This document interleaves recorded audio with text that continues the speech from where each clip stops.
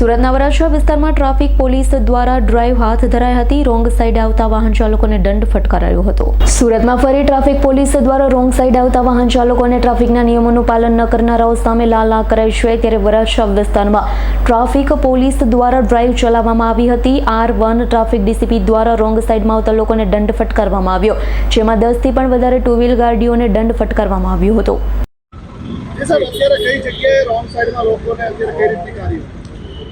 તમે જાણો છો કે સુરત રેલવે સ્ટેશનનો જે મહત્વાકાંક્ષી પ્રોગ્રામ છે, કાર્યક્રમ સિટકો, એનું જે કોરિડોરનું કામ ચાલે છે એ અહીંયા વરાછા રોડ ઉપર વેર હાઉસ 3 રસ્તાથી એનો રેમ્પ ચાલુ થાય છે।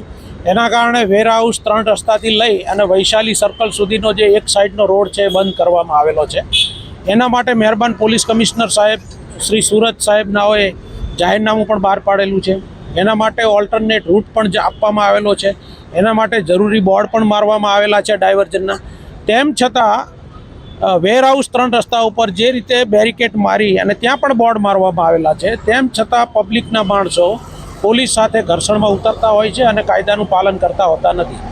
જેને અમલવારી કરાવવા માટે અત્યારે અમે ગીતાંજલિ ચોકી પાસે આવેલ પેટ્રોલ પંપની પાસે અમારા સ્ટાફના માણસો સાથે ખાસ કરીને રોંગ સાઈડમાં જે લોકો આવી રહેલ છે એના ઉપર વિશેષ કાર્યવાહી કરી રહેલ છીએ। Bureau report S9 news Surat. અમારી તમામ માહિતીથી અપડેટ રહેવા માટે જોડાયેલા રહો S9 ન્યૂઝ સાથે।